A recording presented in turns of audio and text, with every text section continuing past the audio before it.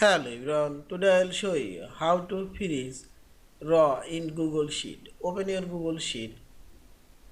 Now I'll freeze fast raw this sheet. Click on this raw serial number and select and click right button and click here view more action and here you will find this freeze raw option and select this and see this. This raw now freeze. You cannot move this raw and see this.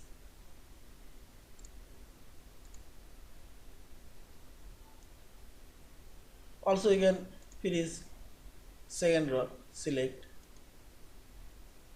and select here freeze up and above all rows will be freeze and see this. First two rows now freeze. You cannot move. See this. Also first one you cannot move. See this.